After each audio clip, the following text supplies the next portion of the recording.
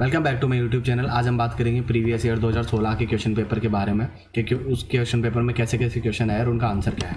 पहला क्वेश्चन है, चौहान राजवंश में निम्नलिखित शासकों को काल क्रमानुसार व्यवस्थित कीजिए कि कौन कौन पहले था, कौन कौन बाद में था। पृथ्वीराज 1, अजयराज, अर्णोराज, विग्रहराज 4। इसके अंदर देखो, अगर आप देखेंगे तो सबसे पहले पृथ्वीराज 1 था, ठीक है। फिर उसके बाद में अजयराज था, फिर अर्णोराज था और फिर विग्रहराज था। ये जो ऑर्डर दिया गया है एज इट इज ऐसा का ऐसा है, तो इसका आंसर हो जाएगा 4th, ठीक है। उस नेता को पहचानिए जो जयपुर प्रजामंडल में सक्रिय नहीं था। जयपुर प्रजामंडल में सक्रिय कौन नहीं था? देखो, रामकरण जोशी थे, प्रयागराज भंडारी ये भी जयपुर प्रजामंडल में सक्रिय थे, देवी शंकर तिवारी ये भी थे, ये दौलतमल भंडारी ये जयपुर प्रजामंडल में सक्रिय नहीं था, एक्टिव नहीं थे ये इसके अंदर, ठीक है। फिर उसके बाद के अंदर दूसरा क्वेश्चन देखते हैं हम। कुशासन के आधार पर डलहौजी ने निम्नलिखित में से किस राज्य को ब्रिटिश राज्य में सम्मिलित किया? ठीक है, तो निम्नलिखित में से किस राज्य को ब्रिटिश राज्य में सम्मिलित किया? थर्ड क्वेश्चन है। अब इसके अंदर देखो, सतारा, अवध, नागपुर, झांसी, ठीक है।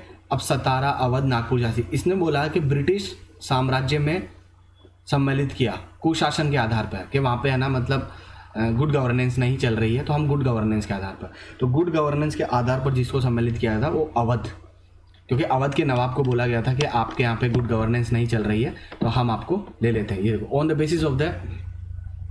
अच्छा, डलहौजी का एक चीज़ और बताऊँ ना, डलहौजी ये सारे के सारे ना आपको है ना एक अलग फ्लो चार्ट के थ्रू मैं पढ़ा दूंगा, ठीक है। गवर्नर कौन था, वाइस रॉय कौन था, गवर्नर जनरल ऑफ बंगाल कौन था, ये पूरा का पूरा मैं पढ़ा दूंगा आपको। तो वो मेरी क्लासेस इसी यूट्यूब चैनल पे मिल जाएगी। आप मेरा टेलीग्राम चैनल ज़रूर फॉलो कर लें, यहाँ पे नीचे ग्रुप का लिंक दिया गया है। फोर्थ है, निम्नलिखित में से कौन सा सुमेलित नहीं है? निम्नलिखित में से कौन सा सुमेलित नहीं है? थेवा कला प्रतापगढ़ से है क्या? मीनाकारी जयपुर से है क्या? अजरक प्रिंट सांगानेर से, टोराकोटा शिल्प मोलेला। अब इसके अंदर कौन सा सुमेलित नहीं है? क्वेश्चन को सही रीड करिए, नहीं है बोला है, ठीक है। थेवा कला प्रतापगढ़ है भाई साहब, ये तो है, ठीक है। और मीनाकारी जयपुर की है, बिल्कुल सही बोल रहे हैं, ठीक है। अब अजरक प्रिंट सांगानेर की नहीं है, ध्यान रखना, तो सुमेलित नहीं है, ऑप्शन 3 डन, ठीक है।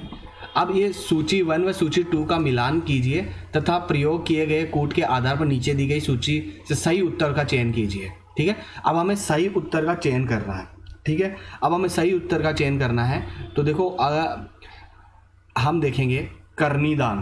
क्या बोला मैंने? कर्णीदान। कर्णीदान कहाँ पर है? कर्णीदान सूरज प्रकाश की है भाई साहब, ठीक है। और ये क्या है? श्यामल दास है ना, वीर विनोद, ठीक है। और मुनोत नैणसी है, मारवाड़ रा परगना री विगत, ठीक है।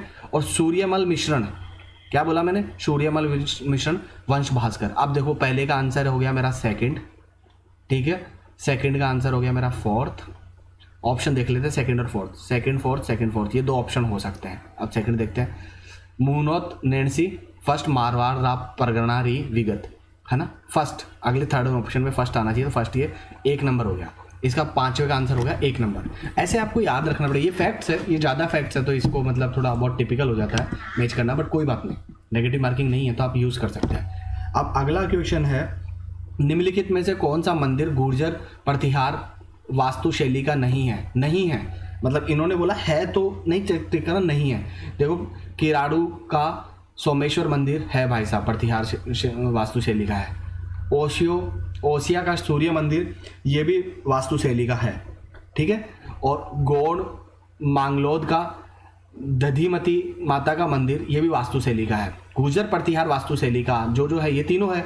अब का नहीं है, चारचौमा का शिव मंदिर वास्तुशैली का नहीं है, तो इसका आंसर 6th का आंसर हो जाएगा चारचौमा का शिव मंदिर, है ना, ठीक है। अब इसके अंदर थोड़ा आपने देखा कि यार क्वेश्चंस कैसे आ रहे हैं। मॉडर्न इंडियन हिस्ट्री का केवल एक आया, आधुनिक भारत का केवल सिर्फ एक आया, डलहौजी का, जो अवध उसका आंसर था, ठीक है ना। किसने कुशासन के हिसाब से जिसने एनेक्स करा, जिसको मतलब लिया गया, ठीक है, अवध था। अब इसके बाद के अंदर हम देखते हैं नृत्य शैली जो गरासिया जनजाति से संबंधित नहीं है। देखो, वालर भी है, मांदल भी है, लूर भी है, गवरी नहीं है। तो इसका आंसर हो गया गवरी। ठीक है, गवरी। ठीक है, अब 8वें क्वेश्चन को अगर हम देखते हैं तो निम्नलिखित में से कौन सी ढूंढाड़ी की उपबोली नहीं है? ढूंढाड़ी की, ढूंढाड़ क्या होता है? अब मारवाड़, ढूंढाड़, शेखावटी, ये रीजन है हमारे राजस्थान के। तो ढूंढाड़ी की उपबोली नहीं है, कौन सी मतलब उसकी बोली नहीं है। ठीक है, तो अब हम इस 8वें क्वेश्चन का आंसर देखते हैं। तो तोरावटी है, राजावटी है, मतलब हम किसका देख रहे हैं? हम देख रहे हैं ढूंढाड़ की, हमारे जो जयपुर एपुर इसकी साइड की। नागरचोल है ना। राठी लैंग्वेज ढूंढाड़ की नहीं है, ढूंढाड़ी उपबोली नहीं है। ठीक है ना, तो इसका आंसर हो गया 4th। ठीक है, अगला क्वेश्चन देखते हैं। कंपनी अधिकारी जिसकी 1857 की क्रांति के दौरान कोटा में हत्या की गई थी, उस कंपनी के अधिकारी का नाम क्या है? कोटा में जिसकी हत्या की गई थी वो था मेजर बर्टन। ठीक है, आंसर 3rd हो जाएगा। ठीक है, 10वां, स्वर्ण नगरी हॉल किस जैन मंदिर का भाग है? स्वर्ण नगरी हॉल किस जैन मंदिर का भाग है? स्वर्ण मंदिर हॉल नसिया मंदिर अजमेर का पार्ट है। ठीक है ना, स्वर्ण नगरी हॉल, ये याद रखना। ठीक है, अगला है कैलेंडर बता दिया और प्रारंभिक वर्ष, इनको हमें मैच करना है। ठीक है, 11th के अंदर। तो 11th के अंदर देखो, विक्रम संवत 78 ईस्वी से आया था, नहीं शक संवत, सॉरी, है ना। विक्रम नहीं, ये मैंने सही तो करा है विक्रम संवत को, शक संवत तो नहीं, विक्रम संवत तो 78 से था, मैं कैसे गलत कर रहा हूँ? हाँ ठीक है, हाँ आपको मैं बता देता हूँ, बोला सही था मैंने। हाँ, विक्रम संवत 78 ईस्वी से था। शक संवत की बात करें तो 57 ईसा पूर्व था, है ना। हिजरी संवत की बात करें तो 682 ईस्वी। गुप्त संवत की बात करें ये। अब इसका ऑप्शन देखते हैं। शक संवत का हो गया 3rd, ठीक है, और तो 3rd में 2 हो गए, बस खत्म। विक्रम संवत की बात करें, विक्रम संवत मैंने बताया 78, 4, ठीक है, तो ये दोनों में 4 भी है। अब 3rd से हिजरी संवत 1st, तो आंसर हो गया 1st। ठीक है, आपको आई होप आपको सारी की सारी चीज़ें समझ में आ रही होगी। बट एक सेकेंड यार, इसमें मैंने कुछ गलती करी है, मैं दोबारा एक बार इसको रिकॉल करता हूँ, क्योंकि मैं गलत नहीं पढ़ा सकता ना आपको, क्योंकि गलती करने से क्या ना, आप कमेंट नेगेटिव कर लेंगे और बाद के अंदर आप खुद भी गलत रीड करेंगे। ठीक है, इसको हम दोबारा रीड करते हैं। ठीक है, देखो शक संवत सही बोल रहा हूँ, शक संवत था 78 ईस्वी से। ठीक है, विक्रम संवत की बात करें तो विक्रम संवत था 57 ईसा पूर्व, है ना। हिजरे संवत की बात करें ये था 628 ईस्वी से, और गुप्त संवत की बात करें तो ये। अब इसका आंसर ये हो जाएगा 4th। विक्रम संवत कहाँ पे हो गया? 3rd पर, ठीक है, और इसके बाद के हिजरी संवत 1st पर। 4, 3rd, 1st, ये 2nd है। अच्छा, तो 2nd ऑप्शन हो जाएगा। ठीक है, तो इसके लिए सॉरी, गलती हो जाती है, छोटी मोटी गलती है, लेकिन मैं गलत नहीं पढ़ा हुआ। ठीक है, टीचर को गलती को गलत मानना गलत नहीं होता है। ठीक है, तो आपको मान लेना चाहिए, अगर गलत है तो आप स्टूडेंट्स को गलत नॉलेज दे भी नहीं सकते। ठीक है, तो क्योंकि स्टूडेंट देश का भविष्य होते हैं। ठीक है, अब हम 12वें क्वेश्चन के अंदर आते हैं। 12वें क्वेश्चन में राजस्थान के प्रारंभिक मध्यकाल के राज्यों के अक्षपटलिक की जिम्मेदारी थी। राजस्थान के प्रारंभिक मध्यकाल के राज्यों में अक्षपटलिक की जिम्मेदारी थी, है ना। अक्षपटलिक की रेस्पॉन्सिबिलिटी किसकी थी? Early medieval kingdoms of Rajasthan की। ठीक है, उसमें अर्ली मिडाइवल किंगडम के अंदर राजस्थान की वो जिम्मेदारी होती थी मुख्य लेखा अधिकारी के रूप में काम करना। उसकी जिम्मेदारी होती थी मुख्य लेखा अधिकारी के रूप में काम करना, to work as a chief accounts officer. ठीक है, अर्ली मिडाइवल टाइम की बात करते हैं हम। ठीक है, अब हम क्वेश्चन नंबर 13 को देखते हैं। ठीक है, क्वेश्चन नंबर 13 को पढ़ते हैं, और 13 को पढ़ने में पता चलता है कि निम्नलिखित आंदोलन को आरोही क्रम में, देखो मैं तुम्हें बताता हूँ, अवरोही और आरोही, इनको थोड़ा समझने के अंदर देखो, अगर इंग्लिश पढ़ लेंगे तो समझ में आ जाएगा, असेंडिंग क्रोनोलॉजी और डिसेंडिंग क्रोनोलॉजी। ठीक है, अब देखो हिंदी में अगर कंफ्यूज होना तो याद रखने का तरीका बताता हूँ। आरोही 3 अक्षर, अवरोही 4 अक्षर, ज़्यादा कौन? ये। तो ज़्यादा जिसमें तो बढ़ते से घटते क्रम में, आरोही मतलब घटते से बढ़ते क्रम में। ठीक है, ये चीज़ हो गया। निम्नलिखित आंदोलन को आरोही कालक्रम के अनुसार जमाए। ठीक है, और इसके अंदर देखो, मतलब अभी अगर देखा, होम रूल मूवमेंट, सविनय अवज्ञा आंदोलन, home rule movement, civil disobedience movement, Khilafat movement, quit India movement, ठीक है, अब मैं सब थोड़ा थोड़ा बता देता हूँ। Home rule movement Annie Besant, सविनय अवज्ञा आंदोलन सिविल डिसोबीडियंस मूवमेंट आया था, खिलाफत मूवमेंट का आया था, जो खलीफा पोस्ट थी है ना टर्क के अंदर, उसके ऊपर क्या है ना, इनके मंदिर के ऊपर है ना कुछ क्वेश्चन मार्क उठा रहे थे ब्रिटिश, तो उस चीज़ को लेके है ना सारे के सारे मुसलमान है ना एक हो गए थे, ठीक है, उनके खलीफा की पोस्ट को है ना मतलब है ना वो डिस्ट्रॉय कर रहे थे। भारत छोड़ो आंदोलन इंडियन क्विट मूवमेंट कब हुआ था, ये हुआ था जब हम रोलर टैक्ट ये सारे के सारे आए और उसके बाद के अंदर ये क्विट इंडिया मूवमेंट स्टार्ट हो गया था, ठीक है। तो ये सारा का सारा, अब इसकी क्रोनोलॉजी को देखते हैं कि एक्चुअली में इस क्रोनोलॉजी में क्या पार्ट है ना। तो अब हम देखते हैं होम रूल आंदोलन, ठीक है, और 1 नंबर, ठीक है, और फिर ये बोल दिया सविनय अवज्ञा आंदोलन और खिलाफत आंदोलन, इन दोनों से पहले ये 2 नंबर, सविनय अवज्ञा आंदोलन 3 नंबर है ना, और भारत छोड़ो आंदोलन क्विट इंडिया मूवमेंट लास्ट में था 4th नंबर, ठीक है। अब इसका देखते हैं, ठीक है। तो फर्स्ट नंबर पे ए किसमें है, इसमें, ठीक है। सेकंड नंबर पे है सी किसमें है, डायरेक्ट ये ऑप्शन डायरेक्ट हो गया, 2 से ही पता चल गया, बाकी आप देख लीजिए। सेकंड नंबर पे सी और थर्ड नंबर पर कौन सा, बी, और ये लास्ट सी, तो ये 4th ऑप्शन हो गया, इसका 4th ऑप्शन हो गया, ठीक है। आई होप आपको समझ में आ रहा होगा। बाकी हिस्ट्री पढ़ेंगे तब हम क्रोनोलॉजी को रटेंगे कि क्रोनोलॉजी किस हिसाब से काम कर रही है, मतलब 1907 के अंदर क्या हुआ, मुस्लिम लीग कब बनी, फिर ना उसके बाद में जलियांवाला बाग कब हुआ, रोलेट एक्ट क्या हुआ, मतलब हर एक हम लॉर्ड कर्जन क्या था, कलकत्ता सेशन क्या था, हम सारी की सारी क्रोनोलॉजी को बहुत अच्छे तरीके से समझेंगे, है ना। हम समझेंगे कि हाँ हम ईस्ट इंडिया वो क्या बोलते हैं, कांग्रेस की स्थापना कब हुई थी, कांग्रेस की स्थापना के बाद की जो जितने भी क्रोनोलॉजी वेरी वेरी इंपॉर्टेंट हो जाती है। वैसे तो हम सारी कुछ देखेंगे लेकिन फिर भी बता रहा हूँ, यहाँ से लेके हम इंडिया को आज़ाद करा देंगे, माउंट बेटल प्लान तक दे देंगे, कॉन्स्टिट्यूशन को भी बना देंगे, ठीक है। तो ये सारी की सारी चीज़ें हम समझेंगे। और 14th क्वेश्चन का आंसर होगा मुगल काल में लीलावती, एक मिनट यार ये थोड़ा मिस हो गया, हाँ, मुगल काल में लीलावती पुस्तक का फारसी भाषा में अनुवाद किसने किया था, मुगल काल में लीलावती पुस्तक का फारसी भाषा में अनुवाद किया था अबुल फैजी ने। किसने किया था, अबुल फैजी ने। मुगलों से वैवाहिक संबंध करने वाला प्रथम राजपूत राज परिवार कौन था, अब कौन था, चौहान था, राठौड़ था, कछवाहा था, गुहिलोत था। मुगलों से वैवाहिक संबंध करने वाला प्रथम राजपूत परिवार कौन था, कछवाहा था, ठीक है ना। कोऑप कोऑप क्या होता है, कोऑप ये कॉन्फ्रेंस ऑफ पार्टीज होती है, क्या होता है ये देख लीजिए, कॉन्फ्रेंस ऑफ पार्टीज है ना।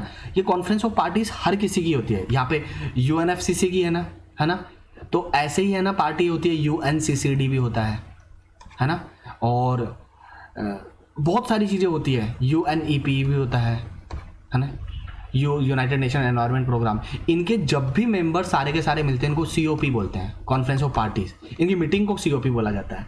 तो कॉन्फ्रेंस ऑफ पार्टी किसकी, यूएनएफसीसी की, मैंने क्या बोला, यूएनएफसीसी की, कहाँ पे हुई थी, बॉन के अंदर हुई थी, ठीक है। अब देखो ऐसे ही आपको याद रखना है थोड़ा थोड़ा, बाकी हम जब करंट अफेयर्स पढ़ेंगे तब सारा कुछ कंप्लीट करा देंगे। हाँ, अब भोरट का पठार यहाँ अव्यवस्थित है, भोरट का पठार यहाँ अव्यवस्थित है, मतलब इस भोरट का पठार में यहाँ अव्यवस्थित है, मतलब भोरट प्लेट्यू इज लोकेटेड, अव्यवस्थित गलत बोल रहा, अवस्थित है, सॉरी, हाँ लोकेटेड। भोरट का पठार कहाँ लोकेटेड है ये ध्यान रखने की जरूरत है। तो इसको ध्यान रखते हैं, उदयपुर के उत्तर पश्चिम में कुंभलगढ़ से गोगुंदा तक, in the north west of Udaipur from the Kumbhalgarh to Gogunda, ये ध्यान रखना। भोरट का पठार यहाँ पे है, व्यवस्थित है, सॉरी यार। हाँ, जैव विविधता, बायोडाइवर्सिटी हॉटस्पॉट, जैव विविधता सक्यूलेंट कारू है ना, सिचुएटेड इन, क्या बोला, बायोडाइवर्सिटी, मतलब जो ये जैव हॉटस्पॉट है सक्यूलेंट कारू है ना, सक्यूलेंट कारू कहाँ पे लोकेटेड है, सक्यूलेंट कारू लोकेटेड है भाई साहब हमारा यहाँ पे अफ्रीका में, ध्यान रखना। सक्यूलेंट कारू कहाँ पे लोकेटेड है, अफ्रीका में, ठीक है। 2011 की जनगणना के अनुसार निम्नलिखित में से किन जिलों के समूह में सबसे कम महिला साक्षरता दर अंकित किया गया, सबसे कम महिला साक्षरता दर 2011 की महिला साक्षरता दर, मतलब वीमेंस की लिटरेसी रेट क्या है, मतलब वीमेन कितनी एजुकेटेड है, उन सबसे कम दर अंकित किया गया। ये राजस्थान का क्वेश्चन आया है, ठीक है ना। तो 19 है ना, इसका मतलब जैसलमेर, सिरोही, जालौर, चित्तौड़गढ़, देखो जैसलमेर के अंदर सबसे कम लिटरेट है क्योंकि वहाँ पे थोड़ा रिसोर्सेज कम है, मतलब है रिसोर्सेज बट एक्सट्रैक्ट नहीं कर सकते तो वो थोड़ा कम है। सिरोही के अंदर उसके बाद में ये भी सही है ऑर्डर। अब जालोर बाड़मेर, तो जालोर बाड़मेर, जालोर तो ये ऑप्शन 3 हो गया, ठीक है। सबसे कम लिटरेसी रेट बता रहा हूँ, है ना। उसप ललता दर्रा किस मध्य स्थित है? उसपा ललता दर्रा किस मध्य स्थित है? दर्रा क्या होता है? पास होता है, ठीक है ना, पास। जैसे रोहतांग पास, आपने सब ने नाम सुना होगा रोहतांग पास का, है ना। वैसे ही है ना, उसप लत्ता दर्रा किस मध्य स्थित है? ठीक है, तो उसप लत्ता मध्य दर्रा चिली व अर्जेंटीना के बीच में स्थित है, ठीक है। इसको चाइल भी बोलते हैं, चिली भी बोलते हैं, ये प्रोनाउंसिएशन कुछ भी हो सकता है, इसका अनुवाद कुछ भी हो सकता है, कैसे बोला जाता है, ठीक है।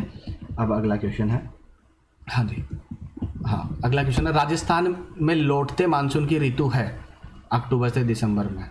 ये तो सीधा सीधा क्वेश्चन है, इनके आंसर डायरेक्ट टिक होने चाहिए, ठीक है, इनमें तो सोचना भी नहीं पड़ना चाहिए, ठीक है। अब हम आते हैं, हाँ, फॉरेस्ट सर्वे ऑफ इंडिया द्वारा जारी स्टेट ऑफ फॉरेस्ट रिपोर्ट 2017 के अनुसार राजस्थान का कुल वन क्षेत्र है, राजस्थान का कुल वन क्षेत्र है 9.57%, ठीक है। कौन सा तट भारत के पश्चिम तट का भाग नहीं है? पश्चिम का मतलब वेस्टर्न घाट नहीं है। देखो इंडिया का ये जो पोर्शन होता है ना, तो अब इसको वेस्ट बंगाल बोला जाता है, और ये, लेकिन ये वेस्ट में नहीं है। डायरेक्शन को अगर हम देखते हैं, नॉर्थ, साउथ, वेस्ट, ईस्ट। इसको वेस्ट इसलिए बोला जाता है कि जब हम वेस्ट इंडीज़ है, ये साउथ अफ्रीका है, ये अफ्रीकन कंट्रीज है, हम इसकी वेस्ट, इसकी डायरेक्शन में खड़े होकर देखते थे ना, इसलिए वेस्ट दिखता था उधर। मैं एक दोबारा बताता हूँ, देखो बात बताता हूँ। देखो वेस्ट बंगाल को वेस्ट क्यों बोला गया, इसका लॉजिक तो ये मैं बताऊँगा। इंडीज़, वेस्ट इंडीज़ की वेस्ट क्यों बोला गया? क्योंकि इंडिया में खड़े होकर वेस्ट इंडीज़ को देख रहे, वेस्ट डायरेक्शन में देख रहे, इसलिए वेस्ट इंडीज़ हुआ।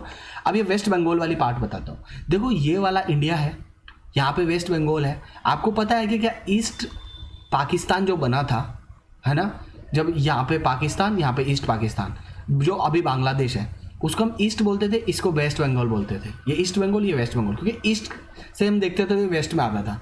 अब ये तो चला गया पाकिस्तान में, अभी भी हमारा नाम इसका वेस्ट ही रह गया। तो आपको ये थोड़ा सा लॉजिक याद रखने की ज़रूरत है कि हमने इसको इसलिए वेस्ट बोलते हैं, ठीक है। अब कौन सा तट भारत के पश्चिमी तट का भाग नहीं है, है ना, कौन सा तट भारत के पश्चिमी तट का भाग नहीं है? कोरोमंडल तट, ठीक है, या कौन सा तट भारत के पश्चिमी तट का भाग, सही है, कोरोमंडल तट, ठीक है। निम्नलिखित में से कौन सा लौह इस्पात उद्योग हिंदुस्तान स्टील लिमिटेड से शासित नहीं है? निम्नलिखित में से कौन सा लौह इस्पात उद्योग हिंदुस्तान स्टील लिमिटेड, है ना, से शासित नहीं है? Which of the following iron and steel industry is not govern by the Hindustan? कौन, मतलब हिंदुस्तान स्टील लिमिटेड जो है कंपनी है, वो गवर्न नहीं करती इन सब के सब उद्योगों में से, ठीक है। तो वो है कुल्टी, ठीक है, कुल्टी उद्योग हिंदुस्तान स्टील लिमिटेड नहीं करती गवर्न, ठीक है। सेलवास का क्या अर्थ होता है? सेलवास का क्या अर्थ होता है? ठीक है, सेलवास का अर्थ होता है सघन भूमध्य रेखीय वन अथवा वर्षा वन, थिक इक्वेटोरियल फॉरेस्ट और रेन फॉरेस्ट। सेलवास का मतलब होता है। नेपाल हिमालय किस के मध्य में लोकेटेड है? मैं अव्यवस्थित पढ़ लूँगा, ये थोड़ा हिंदी थोड़ा कमज़ोर है, ये शब्द परेशान कर रहा है। अवस्थित है मतलब, ठीक है। नेपाल हिमालय किसके मध्य में अवस्थित है? नेपाल हिमालय समझ गए आपको कि हिमालयन रेंजेस ये है, तो ये वाला जो पोर्शन है नेपाल हिमालय, ये कहाँ पे है? ये पंजाब हो गया, ये हमारे धौलाधर ये हो गए। इसके बाद इसको बोलता है ग्रेट हिमालय, मिड हिमालय और शिवालिक्स। ऐसा मतलब अगर हम पढ़ेंगे तब बता दूंगा मैं, ये ज्योग्राफी का पार्ट है। नेपाल हिमालय किसके मध्य में सिचुएटेड है? तो इसका आंसर हो जाएगा काली तथा तिस्ता के बीच में, ठीक है। आई होप आपको सारी की सारी चीज़ें समझ में आ रही हो। सारी की सारी चीज़ें समझ में आ रही हो तो चैनल को सब्सक्राइब जरूर कर लें, ठीक है। भारत में पाए जाने वाले अधिकांश लोह धातु किस किस्म के होते हैं? हेमेटाइट। निम्न में से कौन सा राज्य 2016-17 में कॉफ़ी का सबसे बड़ा उत्पादक था? उत्पादक मतलब प्रोड्यूसर था सबसे ज़्यादा 2016-17 में? कर्नाटक, याद रखना आप इसको। बट ये 2016 का है, अभी हम करंट के हिसाब से और पढ़ लेंगे। रूर औद्योगिक प्रदेश सिचुएटेड है, रूर औद्योगिक प्रदेश सिचुएटेड है। एक सेकेंड, हाँ आ रहा हूँ, आ रहा हूँ, आ गया।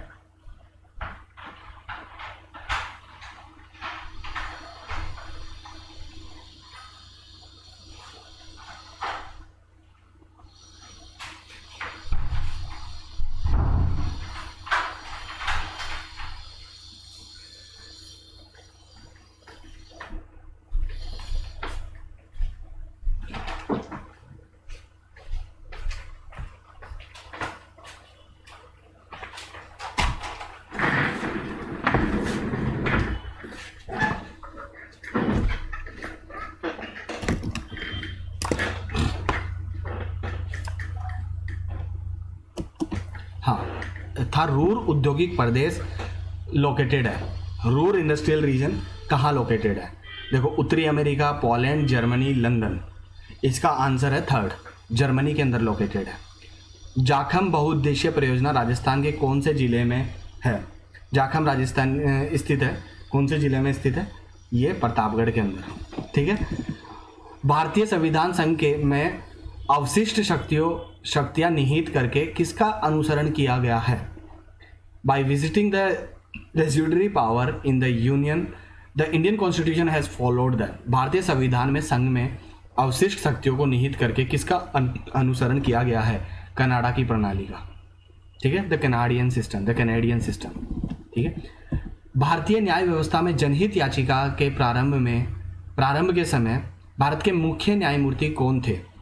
जनहित याचिका के टाइम पे मुख्य न्यायमूर्ति थे पीएन भगवती। जब जनहित याचिका के मुख्य न्यायमूर्ति कौन थे? पीएन भगवती। एक मिनट देख लो यार, रिकॉर्ड तो हो रहा ना, ठीक है, हाँ, पीएन भगवती। राजस्थान राज्य मानव अधिकार आयोग का विन्यास है, राजस्थान राज्य मानव अधिकार आयोग का विन्यास है एक अध्यक्ष एवं 2 सदस्य, ठीक है। कंपोजिशन के बारे में पूछा गया था कि हाँ, स्टेट ह्यूमन राइट कमीशन का कितने कंपोजिशन होते हैं? 1 अध्यक्ष और 2 सदस्य होते हैं, 1 चेयरमैन और 2 मेंबर्स, ठीक है। ये इसका कंपोजिशन है। कौन से राज्यों में स्थानीय सरकार के पंचायती राज स्वरूप के सर्वप्रथम अंगीकार किया गया, ठीक है ना? The which state adopt Panchayati Raj from the local government first? Which state adopt the Panchayati Raj from the local? Rajasthan और आंध्र प्रदेश, याद रखने की जरूरत है, ठीक है। पूछा जाता है बार बार, हर किसी एग्जाम में पूछा जाता है ये स्टेट भी अपने राजस्थान के अंदर, ठीक है। मूल अधिकारों से संबंधित जनहित याचिका दायर की जा सकती है, मूल अधिकारों से संबंधित जनहित याचिका दायर की जा सकती है। मैं ज़बरदस्त तरीके से फंडामेंटल राइट्स का पार्ट बना रहा हूँ, अगर आपको पढ़ना हो तो पढ़ लेना, क्योंकि हिंदी इंग्लिश बाइलिंगुअल है, ठीक है। तो ये वीडियो शायद कल तक कंप्लीट करके डाल दूंगा सारे के सारे आर्टिकल 12 से 35 के बीच के अंदर जो जितने कुछ पढ़ सकते हो ना आप, जितने तरीके से, ठीक है। तो वो सारा का सारा मैं यहाँ पे कंप्लीट डालूंगा। मैंने बोला बहुत सुप्रीम कोर्ट और हाई कोर्ट, अगर आपका वायलेशन हो रहा है, आपका मतलब फंडामेंटल राइट्स का वायलेशन हो रहा है, तो आप है ना, या उसका कोई भी हनन हो रहा है, तो आप दोनों न्यायालयों में डाल सकते हैं। किस में? उच्चतम न्यायालय में भी और न्यूनतम न्यायालय में, दोनों में डाल सकते हैं। हाई कोर्ट और सुप्रीम कोर्ट दोनों में डाल सकते हैं, उच्चतम और उच्च दोनों न्यायालय में डाल सकते हैं। मौलिक अधिकार के रूप में हटाए जाने से पूर्व सम्मित का अधिकार किस अनुच्छेद का हिस्सा था? Before being removed from the fundamental rights, the rights to property were the part of which article? Right to property किस आर्टिकल का हिस्सा था, है ना? तो राइट टू प्रॉपर्टी हिस्सा था इसका। हम जब A to G पढ़ते हैं ना, 19A to G, है ना, तो इसमें इसका हिस्सा था, ये फ्रीडम के राइट है, एक्सप्रेशन, वॉइस, हमारे क्या ना एक्सप्लिसिट प्रेस का फ्रीडम है, डायरेक्ट प्रेस हम बोलते हैं, राइट टू प्रेस, मतलब कि आप जो प्रेस लिखते हैं ना, या अखबार ये क्या इनका डायरेक्ट हिस्सा नहीं है। अब ये राइट टू प्रॉपर्टी इसी के अंदर हटाया गया था, आर्टिकल 19 सब क्लोज F, ये हटा दिया गया था, ठीक है, तो इसको रिमूव कर दिया गया था, ये राइट टू प्रॉपर्टी का पार्ट था। अगर यहाँ पे आर्टिकल 31 लिखा होता ना, मैंने क्या बोला, आर्टिकल 31 लिखा होता है यहाँ पे, है ना, तो मैं यहाँ पे फिर आपको समझाता ये क्या चीज़ है एक्चुअली में, ठीक है। तो अब आगे चलते हैं। हाँ, वर्तमान राजस्थान राज्य विधानसभा में कितने सदस्य मनोनीत हैं? ये क्वेश्चन नहीं आएगा दोबारा। वर्तमान मतलब 2016 की बात कर रहे हैं, उसके बाद में तो गवर्नमेंट फॉर्म हो चुकी, ठीक है। फिर भी मैं 2016 के हिसाब से आंसर बताऊँ तो इसका एक भी नहीं। मनोनीत का मतलब समझ गए? स्टेट असेंबली ऑफ राजस्थान में नॉमिनेटेड और मनोनीत कैसे होते हैं बात बताओ। अब जैसे हमारे यहाँ पे लोकसभा होती है ना, वैसे राज्यसभा होती है। राज्यसभा में यहीं से तो चूज करके भेजते हैं पूरी तरीके से, तो एक पैरेलल असेंबली भी तो होनी जरूरी है ना। यहाँ पर तो सब इलेक्टेड है। मनोनीत का क्या है? मनोनीत तो एक भी नहीं है। अब आ जाओ, मनोनीत गवर्नर मनोनीत कर सकता है, ध्यान रखना। भारत के संविधान की प्रस्तावना में दिए गए आश्वासनों का सही क्रम है भारत की किस में दिए गए? प्रियम्बल में, ठीक है ना। तो इसके अंदर सही क्रम क्या है मैं आपको बता, न्याय, स्वतंत्रता, समता, बंधुता, जस्टिस, लिबर्टी, इक्वलिटी, फर्टर्निटी, है ना, ये हमारी प्रियम्बल का सही क्रम है, ठीक है। अब आ जाओ। हाँ, भारत के संविधान के अनुसार एक व्यक्ति एक समय में अधिकतम कितने राज्यों का राज्यपाल हो सकता है? अभी अगर आपको पता हो थोड़ा बहुत, ये हमारी यूटी है एक, है ना, जिसको बोलते हैं हम, मैं नाम भूल गया यार, एक भी कोविड केस नहीं था वहाँ पे, ठीक है। लक्षद्वीप हमारे वहाँ पे एक है गुजरात के गवर्नर है, गुजरात के पर्सन है, उनको बोला जाता है वो अभी 2 यूटी के गवर्नर हैं प्रेजेंट टाइम में। तो आप कितने भी मतलब जो इसमें अधिकतम संख्या निर्धारित नहीं है, कितनी का भी बना सकते हो आप, ठीक है। ऐसे अगर आप करंट अफेयर्स याद रखेंगे तो आपको यहीं से पता चल जाएगा कि हाँ यार कितने भी बना सकते हैं, ऐसे फिक्स नहीं है।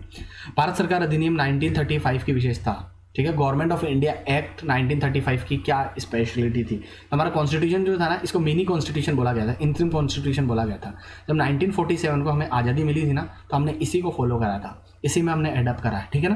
तो ड्राफ्ट कमेटी ने जो ड्राफ्ट तैयार करा था वो इसी के अकॉर्डिंग ड्राफ्ट तैयार करा था, ठीक है। तो इसका हो गया प्रांतीय स्वायत्ता, संघीय न्यायालय की स्थापना, केंद्र में अखिल भारतीय संघ की स्थापना, ये सारे के सारे पार्ट है इसके, ठीक है। हाँ, 41 की बात करते हैं तो राजस्थान में लोकायुक्त की जांच के दायरे में आते हैं मंत्री, सचिव, राज्यपाल, स्वायत्त शासन संस्थाओं के अध्यक्ष, ठीक है। तो 41 में आता है, ये तो नहीं आते, ठीक है। इसके अंदर आते हैं लोकायुक्त के जांच के दायरे में मंत्री, सचिव और राज्यपाल, ऑप्शन 1, ठीक है। भारत की संविधान सभा के निर्माण कैसे किया गया, ठीक है ना। ये इसके जो ऑप्शन है ना, ये भी गलत है, तो इसके आंसर पर डिबेट हो सकती है, क्योंकि एक आंसर नहीं हो सकता इसका, ठीक है। तो इसीलिए है ना, इसको पढ़ लेना। ये क्वेश्चन इसीलिए नहीं बता रहा कि वो बोले कि यार इसको आंसर दिया जा सकता है। आप कमेंट बॉक्स में लिख के बताइए ना आप, इसका आंसर क्या हो सकता है। इसका आंसर मल्टीपल आंसर है, मैं बता रहा हूँ आपको। आप कमेंट बॉक्स में लिख के बताइए, फिर मैं वहीं पे है ना पिन कर दूंगा मेरे कमेंट को कि इसमें क्या गलती है, ठीक है। हाँ, अब आते हैं 43 पे। राजस्थान मंत्रिपरिषद की न्यूनतम संख्या हो सकती है, राजस्थान मंत्रिपरिषद की न्यूनतम संख्या हो सकती है 11+1, 11 मंत्री और 1 मुख्यमंत्री, ठीक है। नीचे दिए गए वाक्यों को ध्यान से पढ़िए।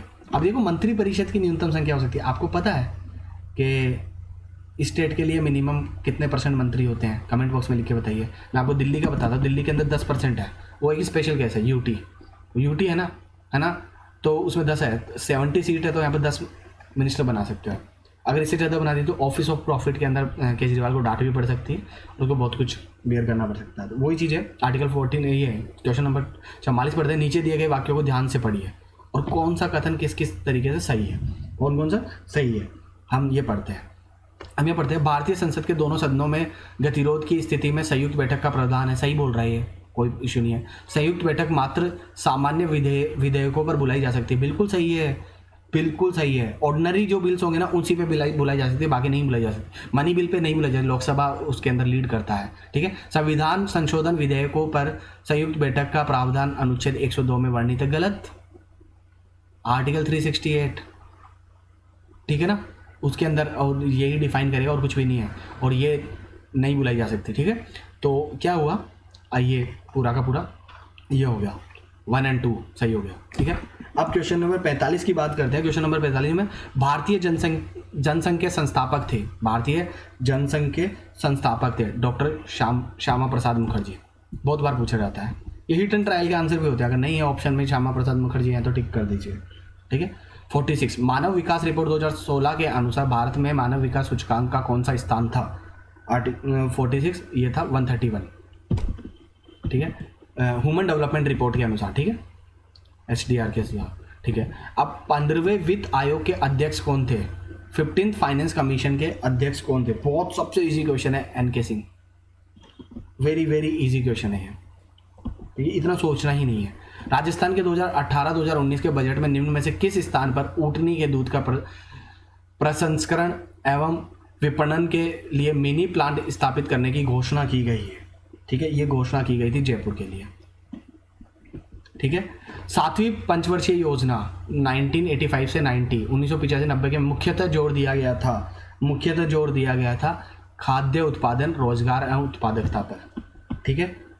राष्ट्रीय टिकाऊ खेती मिशन के अंतर्गत निम्नलिखित में से कौन सा उप मिशन सम्मिलित किया गया है? राष्ट्रीय टिकाऊ खेती मिशन के अंतर्गत निम्नलिखित में से कौन सा उप मिशन सम्मिलित किया गया है? ये 4th है, मृदा स्वास्थ्य प्रबंधन, ठीक है ना, सॉइल हेल्थ मैनेजमेंट को सम्मिलित किया गया है। National mission for sustainable agriculture consist of the which of the following submission? Soil health management, मृदा स्वास्थ्य सम्मिलित किया गया है। आई होप आपको सारी की सारी चीज़ें समझ में आ रही है। भारत में वस्तु एवं सेवा कर लागू किया गया। भारत में वस्तु एवं सेवा कर 1 जुलाई 2017 को लागू किया गया। जीएसटी की बात कर रहे हैं, क्या बोल रहे हैं, जीएसटी की बात कर रहे हैं, ठीक है। 1 जुलाई 2017 बहुत बार पूछा है, बहुत बार। राजस्थान के पश्चिमी जिलों में गरीबी उन्मूलन हेतु कौन सी एजेंसी ने पहल की। राजस्थान के पश्चिमी जिलों में गरीबी उन्मूलन हेतु कौन सी एजेंसी ने पहल की। ये एजेंसी का नाम था कृषि विकास के लिए अंतर्राष्ट्रीय कोष IFAD और Ratan Tata trust, international fund for agriculture development and Ratan Tata trust ने पहल करी थी, ठीक है। अब हम आ जाते हैं इसके अंदर, एक सेकेंड, हाँ ठीक है। 53 क्वेश्चन है। राजस्थान में मार्च 2017 के अंत में सड़कों का घनत्व कितना था। मार्च 2017 के अंत में सड़कों का घनत्व था 66.29 किलोमीटर, ठीक है। डेंसिटी की बात कर रही है, ठीक है। अब हम आ जाते हैं 54th क्वेश्चन में। 54th क्वेश्चन, निम्नलिखित में से कौन भारत में राजकोषीय नीति का निर्माण करता है। Which among the following formulates the fiscal policy. देखो क्या क्या होती है, फिस्कल पॉलिसी है ना, और मॉनिटरी पॉलिसी, दो चीज़ होती है ना। फिस्कल पॉलिसी को कौन बनाता है और मॉनिटरी पॉलिसी को कौन बनाता है। फाइनेंस मिनिस्ट्री बनाती है।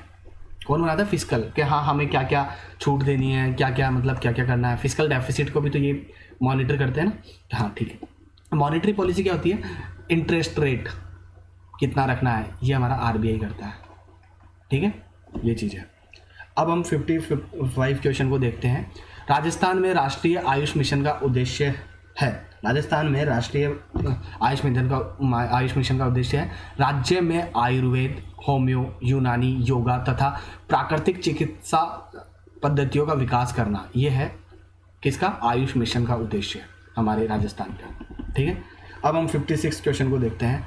वर्ष 2017-18 में भारत के सकल मूल्यवर्धन GVA है ना, GVA ग्रॉस वैल्यू एडिशन बोला जाता है GVA के अंतर्गत सेवा क्षेत्र का अंश कितना था। ग्रॉस वैल्यू एडिशन में 2017-18 के हिसाब से सेवा क्षेत्र का अंश कितना था, ये था 55.2%, ठीक है।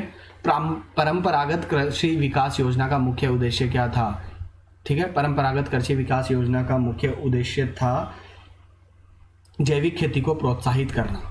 क्या था, जैविक कृषि को प्रोत्साहित करना, ठीक है। अब मैं बता दूं, निम्नलिखित में से किस कोष का उपयोग भारत सरकार के द्वारा अप्रत्याशित व्यय को पूरा करने के लिए किया जाता है। आकस्मिक कोष का, कंटेंजेंसी फंड का, जो प्रेसिडेंट के पास में होता है, ठीक है। राजस्थान मुख्यमंत्री राष्ट्रीय योजना की घोषणा किस बजट में की गई थी, 2016 और 17 के अंदर की गई थी, ठीक है। निम्नलिखित राजकोषीय उपायों में से किस अर्थव्यवस्था को मंदी से उबारने के लिए प्रयुक्त किया गया है। सरकारी व्यय में वृद्धि, increase in the government expenditure, ठीक है। ये पढ़ेंगे तब और अच्छी तरीके से पढ़ा देंगे, बट हाँ अभी तो यही है। और निम्नलिखित तत्वों के कौन से समूह में उनके सबसे बाह्यतम कक्ष में क्रम से 4, 5, 6 इलेक्ट्रॉन पाए जाते हैं। SPDF ये होता है, इसमें 2 रहते हैं, इसमें 6 रहते हैं, इसमें 10, इसमें 14, इस तरीके से ये बाह्यतम कोश में पाए जाते हैं, ठीक। अब इसके अंदर क्या क्या चीज़ें हैं, कौन से बाह्यतम कोश में 4, 5, 6 इलेक्ट्रॉन पाए जाते हैं, ठीक है। तो इसका आंसर है ये सिलिकॉन, नाइट्रोजन और सोडियम, ठीक है, इनके अंदर पाए जाते हैं, SI, N और S, ठीक है। अब इसके बारे में बात करते हैं। कौन सा वर्ष अंतर्राष्ट्रीय जैव विविधता वर्ष घोषित किया गया है। इंटरनेशनल ईयर ऑफ बायोडाइवर्सिटी कौन से वर्ष को घोषित किया गया है, ठीक है, 2010 को घोषित किया गया था, ठीक है, याद रखना, ठीक है, 2010 को। निम्नलिखित में से कौन सा पोषक तत्व एक एंटीऑक्सीडेंट होता है। क्या बोला मैंने, एंटीऑक्सीडेंट होता है, ठीक है। इसके अंदर मल्टीपल आंसर है, इसलिए हम टिक नहीं करेंगे, ठीक है। इसका भी क्वेश्चन, ये भी गलत क्वेश्चन मार्क था, इसके भी मार्क्स मिलेंगे सबको, ठीक है। गलत नहीं है आंसर, इसमें मल्टीपल है इसलिए गलत है, ठीक है। निम्नलिखित में से किस पारिस्थितिकी इकोसिस्टम पिरामिड में जैव भार का प्रतिलोमित पिरामिड देखा जा सकता है। मतलब किस इकोसिस्टम में जैव भार का बायोमास इन्वर्टेड देखा जा सकता है। इन्वर्टेड क्या होता है, एक तो ये जब हम ये वाला ट्राइंगल बनाते हैं, है ना, तो ये तो नॉर्मल होता है, इन्वर्टेड का सिस्टम होता है ये उल्टा होता है, ठीक है, कम ज़्यादा कम ज़्यादा ज़्यादा, तो पहले सबसे कम भार, फिर ज़्यादा भार, फिर उससे ज़्यादा भार, फिर से अब हम इनको जोड़ते हैं तो ये इन्वर्टेड बन जाता है, इसको हम इन्वर्टेड पिरामिड बोलते हैं, ठीक है। अब इस इन्वर्टेड पिरामिड में देखा जा सकता है तालाब का, ठीक है। अब 15 फरवरी 2017 को भारतीय अंतरिक्ष अनुसंधान संगठन ने सतीश धवन स्पेस सेंटर श्रीहरिकोटा से रिकॉर्ड 104 उपग्रहों का सफलतापूर्वक प्रक्षेपण या प्रक्षेपण किया। प्रक्षेपण वाहन जिसे इस कार्य में लिया गया था, कौन सा वाहन था प्रक्षेपण का जो इसमें लिया गया? PSLV C-37 को हमने इसमें यूज़ करा था। ठीक है। अब मोबाइल संचार 4G तकनीक में G अक्षर निम्नलिखित में से किस शब्द हेतु प्रयोग किया गया है? ठीक है, तो जनरेशन के रिगार्डिंग 4G, फोर्थ जनरेशन, हमें सबको पता है। तो कौन से वन जीवों की विशेषता 3 से 4 वर्ष प्रजाति प्रति स्क्वायर किलोमीटर होती है? कौन से वन जीवोम, है ना? अब जीवोम को बोलते हैं बायोम। ठीक है, फॉरेस्ट बायोम की हम बात कर रहे हैं। 3 से 4 वर्ष ट्री स्पीसीज पर किलोमीटर स्क्वायर होती है, मतलब 3 से 4 ही मिलेंगे इस फॉरेस्ट बायोम में। 1 2 3 4 मतलब कितना, 1 स्क्वायर किलोमीटर के अंदर केवल 4 फॉरेस्ट ही मिलेंगे, 4 ट्री मिलेंगे। ऐसा कौन सा है, हम इसके चेक करते हैं। ये शीतोष्ण है ना, टेम्परेट रीजन के अंदर मिलते हैं। मानव शरीर में कौन, क्योंकि वहाँ बर्फ़ ज़्यादा रहती है ना, इसलिए ज़्यादा पेड़ नहीं होते। मानव शरीर में कौन सा अमीनो अम्ल नियासिन में परिवर्तित होता है? ठीक है, अमीनो एसिड किस में कन्वर्ट होता है? नियासिन में कन्वर्ट होता है। ऐसा कौन सा है मानव शरीर के अंदर? ट्रिप्टोफेन। ठीक है। भारत अपने रक्षा मंत्रालय हेतु लड़ाकू विमान राफेल के क्रय की प्रक्रिया कर रहा है। इन लड़ाकू विमानों का उद्गम किस देश से हुआ है? सबसे अगर ये इस क्वेश्चन का आंसर भी आपने टिक नहीं कर पाया ना, तो उस टाइम तो इम्पोर्टेंट था, पर अभी तो हमें ऐसा लग रहा है ना यार ये क्या पूछ रहा है। हम सबको पता फ्रांस की बात चल रही है। ठीक है। उपसर्ग नैनो किस शब्द से बना है? क्या पूछा मैंने? उपसर्ग नैनो किस शब्द से बना है? यूनानी शब्द है बोना। ठीक है। हाँ, भारत के प्रधानमंत्री ने जनवरी 2018 में HPCL राजस्थान लिमिटेड का उद्घाटन राजस्थान के किस जिले में किया था? किस जिले में किया था? बाड़मेर के अंदर किया था भारत के प्रधानमंत्री। ठीक है। वायुमंडल में पाए जाने वाली कार्बन डाइऑक्साइड की प्रतिशत मात्रा लगभग है। वायुमंडल में पाए जाने वाली कार्बन डाइऑक्साइड की प्रतिशत मात्रा <1 है, 1 से भी कम है। ठीक है। लंदन घूम कुआं किस वर्ष देखा गया? लंदन घूम कुआं किस वर्ष देखा गया था? 1952 के अंदर। London smoke was observe. ठीक है। लंदन धूम कुआं मतलब ये स्मोक की बात कर रहे हैं, कब देखा गया था? 1952 के अंदर। ठीक है। ये क्वेश्चन भी डाउटेबल है, तो इसके भी मार्क्स दिए थे। आगे चलते हैं। जो गलत है हम उसको डिस्कस भी नहीं कर रहे हैं। विद्युत की मात्रा की अंतर्राष्ट्रीय मानक इकाई क्या है? विद्युत मतलब ऐसा यूनिट क्या है? चार्ज की। बताओ क्या होती है चार्ज? चार्ज की ऐसा यूनिट। तो विद्युत यहाँ पे गलत लिख दिया है, पता होता आपको। चार्ज की ऐसा ही मात्रा क्या है? हमें कूलम लिखा है, कूलम नहीं होता, कूलाम होता है ना। ऐसा ही कितने कूलाम है चार्ज की, ऐसे ही मात्रा कूलाम होता है। अब विद्युत बोल दिया जाए ना, है ना, तो करंट होता है ये, है ना। अब वैसे तो करंट को धारा भी बोलते हैं, बट यहाँ पे कंफ्यूज हो सकता है, तो हमेशा पढ़ लेना चाहिए इंग्लिश में भी। धारा की होती है एम्पियर। ठीक है। वोल्ट समझ ही गए, वोल्टेज होता है। ओम किसका होता है? इसका होता है, आई के पीछे हम ओम लग देखते हैं। ठीक है, चलो बहुत बढ़िया, कोई बात नहीं। हाँ, 2 उम्मीदवारों के चुनाव में जिस उम्मीदवार को 39% मत प्राप्त हुए, देखो अब ये है मैथ्स का क्वेश्चन। क्या बोला मैंने? अब ये मैथ्स का क्वेश्चन। मैथ्स तो मैं ऐसे ही करा दूंगा, आपकी गलती ही नहीं होनी चाहिए। ठीक है, क्योंकि मैं भी मैथ्स से हूँ। 2 उम्मीदवारों को चुनाव में जिस उम्मीदवार को 39% मत प्राप्त हुए, वह इतने मतों से पराजित हुआ। कितने मतों से पराजित हुआ? इतने से। तो कुल डाले गए मतों की संख्या होगी। बहुत इजी सा क्वेश्चन है, बहुत इजी सा क्वेश्चन है। देखो मैं ये सारे के सारे क्वेश्चन आराम से पढ़ा दूंगा। सपोज मान लो, वैसे मैं एक्स वाई से करता नहीं हूँ क्वेश्चन को, एक्स प्लस वाई 2 उम्मीदवार है। ठीक है। अब जिस उम्मीदवार को 39% मत प्राप्त हुए, वह इतने मतों से पराजित हुआ। मतलब सपोज मान लो ये 39% मत जो थे वो मिले इसको एक्स। ठीक है, एक्स मिले ना, तो अब इस 39% है एक्स, है ना। अब कितने मतों से पराजित हुआ? वो इतने से। मतलब जो दूसरे वाले एक किसी कैंडिडेट को, ये तो फर्स्ट कैंडिडेट का है, सेकंड कैंडिडेट को मत मिलने चाहिए भाई साहब, ये जो एक्स मत मिले ना, एक्स में हम कितना जोड़ दें, 900, ये 19,800 जोड़ दें, तो इस सेकंड को मिलने चाहिए। ठीक है, अब इन दोनों इक्वेशन को पैरेलल कर लो। जब इन दोनों इक्वेशन को जब आप जोड़ेंगे तो आपको पता चलेगा, क्या पता चलेगा कि उसको एक्चुअली में है ना टोटल मत भी निकाल सकते हो आप। यहाँ पे पता है टोटल मत भी निकाल सकते हो कि टोटल मत, कुल डाले गए मतों की संख्या कितनी थी। टोटल मत बहुत आराम से निकल जाएगा। जब यहाँ से x की वैल्यू आ जाएगी ना, क्या बोलेगी, x की वैल्यू आ जाएगी, तो x तो इसको पुट कर देना, x में इसको पुट कर देना और यहाँ से दोनों को जोड़ देना।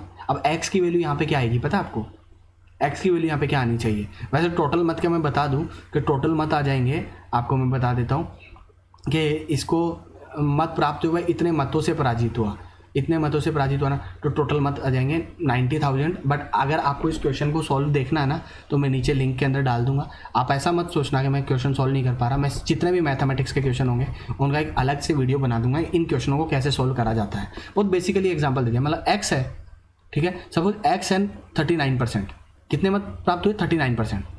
ठीक है, अब 39% मत प्राप्त होना, एक बार मैं हिट एंड ट्रायल सिखाऊँ। 90,000 है, कहाँ करें, इधर कर लेते हैं। 90,000 का 39% निकालो, 2 जीरो से 2 जीरो गए, ठीक है, ये आ गया। अब ये 900 इंटू 39 ये करना है। अब 900 इंटू 39 करना है ना, देखो ये लो, सॉरी 900 इंटू 39 करते हैं हम, तो ये आ गया 35,100। ठीक है, अब 35,100 है, ठीक है। अब कितने रिमेनिंग बचे 90,000 में से, माइनस का 90,000 कर देते हैं, कितना बचा 54,900। अब ये 54,900 है, ठीक है, क्या बोला मैंने, 54,900 है। ये तो 35,100 था, ये 54,900 है। इन दोनों को माइनस करके देखो, इन दोनों को जब माइनस करते हैं ना तो ये आता है 19,800। क्या आता है 19,800। हिट एंड ट्रायल से पहला ऑप्शन डायरेक्ट ही हो गया 90,000। बट इसमें टाइम लग सकता है, तो मैं पूरे के पूरे सारे के सारे तरीके बता दूँ। हिट एंड ट्रायल होता है हम बाई ऑप्शन जा रहे हैं, है ना, तो मैं इसमें मतलब सारे के सारे तरीके बता दूंगा। ऐसा नहीं है हम एक्स वाई के थ्रू नहीं करेंगे, एक्स वाई के थ्रू कॉम्प्लिकेटेड होता है, हम डायरेक्ट करना सीखेंगे इनको क्या होता है। ठीक है, यहाँ 2 कॉलम में से दूसरे कॉलम में दी गई संख्या पहले कॉलम में दिए अक्षरों के कूट हैं। देखो अब ये मेरे को कूट समझ में नहीं आता, तो here the 2 column in which the number is given under the column 2 are the code for the letter given under the column 1। यहाँ तक चीज़ें समझ में आ गई, ठीक है। तो मैं ये सारे के सारे क्वेश्चंस का आंसर है ना मैं बता तो देता हूँ, बट इनको करने का तरीका सिखाऊंगा मैं आपको, ठीक है। तो वो तरीका हम सीखेंगे मैं मैथ्स की क्लास में। अभी हमें आंसर इसका ज्ञात नहीं किया जा सकता, ये आंसर आएगा। एक घन चक्रवर्ती ब्याज में से 2 वर्षों में इतने रुपए तक का बढ़ता है 3 वर्षों में ये इतना हो जाता है, तो वार्षिक ब्याज बताइए। वार्षिक ब्याज बहुत आराम से बता देंगे जब हम ये पढ़ेंगे, क्या बोलते हैं, मूलधन, ये सारी की सारी चीज़ें पढ़ेंगे ना, कंपाउंड इंटरेस्ट, ये सब कुछ बता देंगे। तो इसका आंसर है वैसे तो 10%। नीचे दिए गए चित्र में त्रिभुजों तथा आयतों की संख्या का अंतर है। वैसे तो शायद मैथ्स है भी कि नहीं है मुझे नहीं पता, बट मैं फिर भी बता दूँगा। आयतों की संख्या, आयत क्या होता है, इसकी लंबाई और चौड़ाई दोनों बराबर होती है, एल और बी दोनों इक्वल होगी, सब एल डिस्टेंस होगी। तो अब यहाँ पे आयत काउंट कर लेना कितना है, यहाँ पे 8 आएगा, ठीक है। ए तथा बी बहनें हैं, आर तथा एस भाई है, तो ये रिलेशन भी बता दूंगा मैं, है ना। इस 80वें का आंसर होगा मौसी, ठीक है। 2 मिश्र धातु में तांबे तथा टिन का अनुपात क्रमशः इतना है। तो मैं अभी इनके मतलब है ना मैथमेटिक्स को पढ़ाने के बजाय है ना, मतलब जस्ट मैं अभी छोड़ रहा हूँ क्योंकि मैथ्स हम अलग से करेंगे। यहाँ एक कथन के पश्चात 3 की जा सकने वाली कार्यवाही 1, 2, 3। आपको कथन में दिया गया सब कुछ सत्य मानते हुए निर्णय करना है कि सुझाई गई तीनों में से तर्कपूर्ण रूप से कौन सी कार्रवाई की जानी चाहिए। स्टेटमेंट दिए गए हैं, हमें कौन कौन सी कार्रवाई की जानी है, सारे कथन को सत्य मानना है, ठीक है। अब कथन कौन सा है, देखो, मानसून के समय में मलेरिया रोगियों की संख्या में काफ़ी वृद्धि होती है। क्या बोला, मानसून के समय मलेरिया रोगियों की संख्या में काफ़ी वृद्धि होती है। अब हमें क्या क्या करना चाहिए, विधानसभा में ये प्रश्न उठाना चाहिए एक बार। क्या बोला इन्होंने, विधानसभा में ये प्रश्न उठाना चाहिए एक बार, ठीक है। जनता द्वारा इसकी रोकथाम के लिए किए जा सकने वाले उपायों को सरकार द्वारा पर्याप्त सूचना प्रसारित की जानी चाहिए। 2 बार मानसून के समय में सभी अस्पतालों को मलेरिया रोगियों के उपचार हेतु सही प्रकार से संचित करना चाहिए। तो वो बेस्ट आंसर मुझे जो लग रहा है, विधानसभा में ये क्वेश्चन उठाना चाहिए। ये तो अप्रोप्रिएट नहीं है यार, कोई बीमार हो रहा है, जैसे अगर कोविड आया तो कोविड के लिए विधानसभा थोड़ी बुलाई गई थी, नहीं ना। गवर्नमेंट जो रूलिंग गवर्नमेंट थी वो उसके लिए जो बेस्ट हो सकता था वो काम कर रही थी। तो 1 और 2 ऑप्शन हो गए इसका, ठीक है। तो इसका बेस्ट आंसर जो होगा ना 1 और 2 के हिसाब से 3rd हो जाएगा, ठीक है। नीचे दिए गए पाई चार्ट का अध्ययन कीजिए। उत्तर बाढ़ राहत विभिन्न स्रोतों में कुल एकत्रित राशि पाई चार्ट में दर्शाई गई है।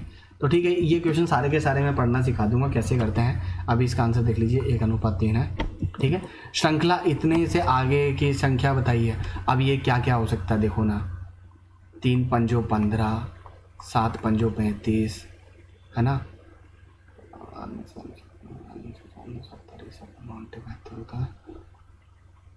11/77। अब इसमें क्या क्रोनोलॉजी लगी है वो मेरे को देखना पड़ेगा। 5 छोड़ दिया, अगले में 7 आ गया, एक संख्या छोड़ दी, 9 छोड़ दिया, 11 आ गया, ठीक है ना। और अच्छा 7 पंजे 35, नहीं क्रोनोलॉजी चेंज हुई थोड़ा सा, 5 7 कर दूंगा मैं इसको। हाँ, ठीक है, ऐसा करके देखते हैं। 5 × 3, 7 × 5 और 9 × 5, 63, नहीं ये क्रोनो। हाँ, कुछ ऐसी श्रेणियों को पढ़ना भी बता दूंगा कि मैं इसमें कैसे कैसे करते हैं। देखो 3 का भी डिवाइड करके देख लें, नहीं जा रहा तो ऐसा क्या किस लॉजिक से हम है ना इस सीरीज को सॉल्व करते हैं। अगर फर्स्ट अटेम्प्ट में हो रही है तो ठीक है, वरना अपन इनके तरीके देख लेंगे किस हिसाब से सॉल्व करते हैं। इसका आंसर 2 2 1 आ रहा है, ठीक है। अब आगे देखते हैं। यहाँ एक कथन के पश्चात 2 तर्क 1 व 2, आपको निर्णय करना है कि कौन सा तर्क मजबूत है। पहला तर्क पढ़ते हैं, हाँ यह विश्वविद्यालयों में अकादमिक वातावरण तैयार करने में सहायक होगा। कथन क्या है, क्या विश्वविद्यालयों में छात्र संघ चुनावों पर प्रतिबंध लगा दिया जाना चाहिए, है ना, लगा दिया जाना चाहिए, एक चीज़ पूछी गई है इसमें, ठीक है। और इसका मतलब यहाँ विश्वविद्यालय में अकादमिक वातावरण तैयार करने में मतलब क्या, एकेडमिक एटमॉस्फेयर इन यूनिवर्सिटी, नहीं भविष्य में कोई राजनेता हमें नहीं मिल सकेगा। अब इसका बेस्ट तर्क क्या हो सकता है, मतलब कि हाँ यार इसका अप्रोप्रिएट आंसर हो सकता है, तो वो केवल तर्क 1 मजबूत है, दूसरे से कोई लेना देना नहीं है। वैसे तो देखो मेरे अकॉर्डिंग तो मैं सच बात बताऊँ ना तो ये कोई तर्क ही नहीं दिया जाना, ये क्वेश्चन ही गलत आते हैं, ऐसे फर्जी क्वेश्चन होते हैं। अगर आप यूनिवर्सिटीज़ में पॉलिटिक्स नहीं सिखाओगे तो राजनेता के अनपढ़ बनेंगे सारे के सारे। हमें पॉलिटिक्स सिखानी पड़ेगी कि एक्चुअली में पॉलिटिक्स कैसे होती है, वोट कैसे मांगना चाहिए, मतलब एक फेयर फ्री इलेक्शन की बात करते हैं हम, हमें वो सिखाना तो पड़ेगा ना। जो पर्टिकुलर एक ही बन के बैठे हैं उनसे तो अलग होना पड़ेगा ना। तो हमारी यही चीज़ है। जयपुर का परकोटा शहर अभी हाल ही में समाचारों में चर्चा में था, 2016 की बात चल रही है कि समाचारों में कब किस लिए चर्चा में था। परकोटा नगर को यूनेस्को विश्व धरोहर स्थल के रूप में प्रस्तावित किया गया है, ठीक है ना, प्रपोज किया गया है परकोटा नगर को, जयपुर का। प्रतीक हजेला कौन है, प्रतीक हजेला है राष्ट्रीय नागरिक रजिस्टर के आसाम राज्य के समन्वय, Assam state coordinator of the national register of citizen, ये प्रतीक हजेला जिसकी बात कर रहे हैं ना, ये है। प्रधानमंत्री के विज्ञान तकनीकी एवं नवोन्मेष सलाहकार परिषद के मुखिया है, पीएम स्टैटिक्स के मुखिया है। Prime minister science technology and innovation advisory council के हेड कौन है। अब हिंदी अगर कॉम्प्लिकेटेड लगे ना, समझ में नहीं आए तो आप हमेशा इंग्लिश पढ़िए, ठीक है। इंग्लिश का ही क्वेश्चन सही माना जाता है। के विजय राघवन है, ठीक है। अब बिम्सटेक का स्थायी सचिवालय कहाँ स्थित है, बिम्सटेक का स्थायी सचिवालय कहाँ स्थित है, ये है ढाका में, ठीक है। 24 फरवरी 2018 को मेलबोर्न में जिम्नास्टिक वर्ल्ड कप के व्यक्तिगत मेडल प्राप्त करने वाला भारतीय जिम्नास्ट कौन था, मतलब इंडिविजुअल के अंदर जिसने मेडल प्राप्त किया वो भारतीय जिम्नास्ट था अरुणा बुद्धा रेड्डी, भारतीय जिम्नास्ट के लिए थे।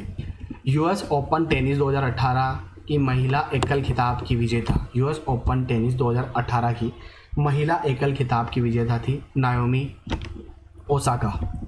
निम्नलिखित में से कौन सा भारतीय खिलाड़ी अब तक के एशियाई खेलों में पदक जीतने वाला सबसे कम उम्र का खिलाड़ी है? कौन सा भारतीय खिलाड़ी सबसे कम उम्र का खिलाड़ी है एशियाई पदों में जीतने वाला? शार्दुल विहान, याद रखने की जरूरत है आपको, शार्दुल विहान। ठीक है। अब पाणिनी भाषा का प्रयोगशाला का उद्देश्य है, पाणिनी भाषा प्रयोगशाला का उद्देश्य क्या है? ठीक है, तो हिंदी व अन्य भारतीय भाषाओं के पठन और लेखन को प्रोत्साहित करना पाणिनी भाषा का मेन ऑब्जेक्टिव है। राजस्थान के निम्नलिखित खिलाड़ियों में से उस खिलाड़ी को चिन्हित कीजिए जिसने हाल ही में संपन्न एशियाई खेलों 2018 में किस एकल स्पर्धा में पदक जीता है? 2018 के अंदर किस एकल स्पर्धा में पदक जीता है? तो यार ये कोई नहीं है। ठीक है, रजत चौहान का नाम आता है, बट रजत चौहान ध्यान रखना ये एकल में क्या है। रजत चौहान आपको पता है? ये बॉडी बिल्डर है बहुत अच्छे तरीके से, अभी कनाडा में है। अब इस क्वेश्चन का भी डाउट है और इस क्वेश्चन को भी आरपीएससी ने मार्क्स ऐसे ही दिया है, इसको हटा दिया, तो इसके ऊपर डिस्कशन करने का कोई मतलब नहीं है। कॉम कासा के बारे में अधोलिखित कथनों को पढ़िए। कॉम कासा के बारे में अधोलिखित कथनों को पढ़िए। यह भारत और संयुक्त राज्य अमेरिका की सरकार के मध्य एक समझौता है। यह दोनों राष्ट्रों के मध्य सांस्कृतिक का तो कुछ है ही नहीं, ए ऑप्शन हो गया केवल पास। ठीक है, 96 की बात करते हैं। अमेरिकी सीनेट जॉन मैकन के बारे में अधोलिखित कथनों को पढ़िए। ठीक है, जो लिखा गया है नीचे उनके बारे में पढ़ते हैं हम। ठीक है, तो उसके अंदर है वे एरिजोना से सीनेट थे। अब ये एरिजोना क्या आ गया हमें नहीं पता, वहाँ की जगह है, उससे सीनेट थे। सीनेट मेंबर होते हैं, जैसे हमारे यहाँ पे एमपी होते हैं ना, मेंबर ऑफ पार्लियामेंट, वैसे सीनेट के अंदर मेंबर होते हैं। वे वर्ष 2008 के अमेरिकी राष्ट्रपति चुनाव में गणतंत्र दल के नामांकित व्यक्ति थे। गणतंत्र दल मतलब रिपब्लिकन पार्टी जो थी उनके नॉमिनी थे यूएस प्रेसिडेंशियल इलेक्शन 2018 के अंदर, 2008 के अंदर जो थे ना, उनके अंदर नॉमिनी थे। और ये दोनों बातें सही है, तो इसका आंसर हो गया ये, ए और बी दोनों कथन सत्य है। अन्नपूर्णा दुग्ध योजना के बारे में अधोलिखित कथनों पर विचार कीजिए। ठीक है, ये क्वेश्चन भी डाउटेबल था, तो इसलिए इसको आरपीएससी ने हटा दिया। ठीक है, ललित कला अकादमी का नया अध्यक्ष किसे नियुक्त किया गया है? ललित कला अकादमी का नया अध्यक्ष करा गया था उत्तम पाचरणी को। अब एक चीज़ और बता दूं मैं, ये 2016 का पेपर सॉल्व कर रहे हैं, अभी चेंज हो सकते हैं। ठीक है ना, तो आप ऐसे मत बोलना कि ये क्वेश्चन गलत है। ठीक है, सोनम वांगचुक के अतिरिक्त दूसरे भारतीयों जिन्होंने इस वर्ष रेमन मैग्सेसे पुरस्कार जीता था। सोनम वांगचुक के अतिरिक्त इस वर्ष रेमन मैग्सेसे पुरस्कार किसने जीता था? जिसका नाम है भरत वाटवानी। ठीक है, जिनसन जॉनसन ने अभी हाल ही में संपन्न एशियाई खेलों 2018 में 2 पदक जीते। जिनसन जॉनसन ने, है ना, 1500 मीटर दौड़ में स्वर्ण पदक और 800 मीटर दौड़ में रजत जीता था, इन्होंने गोल्ड जीता था और ये जीता था। ये सारा का सारा आई होप आपको समझ में आया होगा। तो ये पेपर था 2016 का जिसको हमने सॉल्व किया। अब आपको मैं बता दूँ कि जो मैथ्स रही है हम इसको पढ़ेंगे सेपरेट से, जितने भी क्वेश्चन आते हैं, जितने भी टेक्निक है, पूरी मैथ्स पढ़ा दूंगा, एसआई के बारे में जल्दी ही पढ़ा दूंगा। अभी मैं फंडामेंटल राइट्स का जो मूलभूत अधिकार है ना, उनका मैं वीडियो बना रहा हूँ, और ये वीडियो शायद आज शाम तक या कल शाम तक इस यूट्यूब चैनल पर मिल जाएगा। और आप मेरे यूट्यूब चैनल को सब्सक्राइब करें, वीडियो को लाइक करें, कमेंट करके लिख के बताएं कि आपको क्या क्या चाहिए। ठीक है, और डिस्क्रिप्शन में मैंने है ना लिंक भी दे रखा है किसका, टेलीग्राम का, तो आप वहाँ पे भी फॉलो कर लीजिए। मैं वहाँ पे आपको सारी जानकारी या सारी चीज़ें अपडेट देता रहूँगा। तो जय हिंद, जय भारत।